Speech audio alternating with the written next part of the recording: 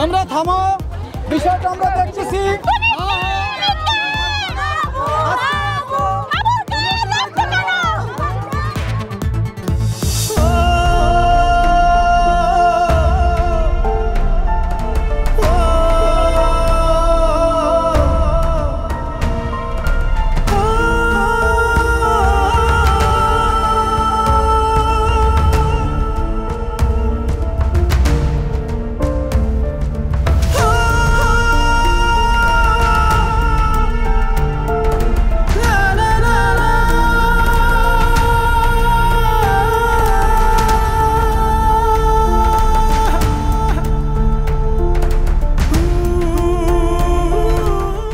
প্রিয় ছাত্রছাত্রী ভাইয়েরা, আপনাদের প্রিয় হাবুর কিছুক্ষণ আগে জ্ঞান ফিরেছে।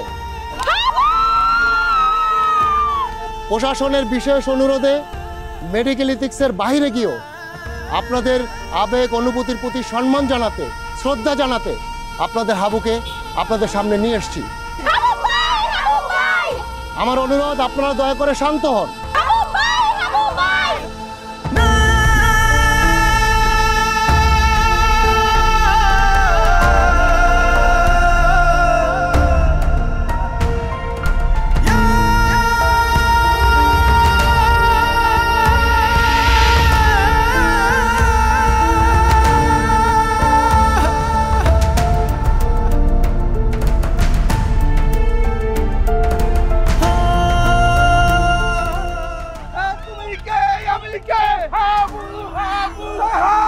কিছু হলে এখনো ঘরে এখনো ঘরে ঘরে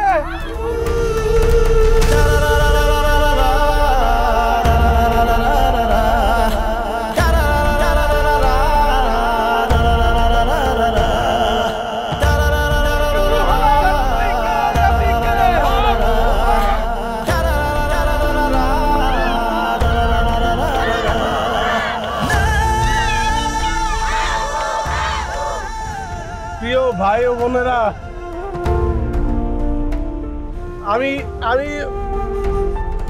আমি নিজের চোখে বিশ্বাস করতে পারতেছি না।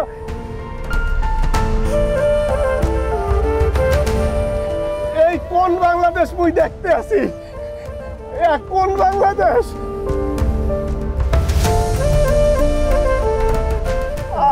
আজকে যখন মোর সেন্স ফিরে আইছে, আমি ডাক্তারের দিয়ে যা শুনছি, এতে এতে আমার ভয় কাটতে গেছে।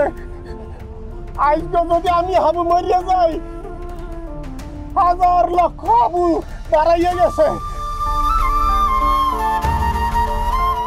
আমি যখন অস্ট্রেলিয়া দিয়ে এই দেশে আইছি, অনেক দ্বিধা দ্বন্দ্ব লইয়া আইছিলাম যে কি হইবে এই দেশের, যাইতে আছি।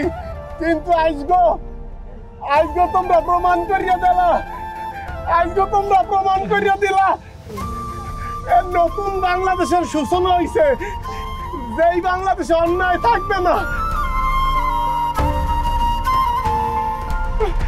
অত্যাচার থাকবে না। আমার মুখে তোমরা যতখানি ক্ষত দেখতে আসো, মোর শরীরে যতখানি ক্ষত দেখতে আসো, এর চেয়ে অনেক বেশি ক্ষত আমার হৃদয়ে হয় যখন দেখি বাংলাদেশের কৃষক ন্যায্য সম্মান পায় না।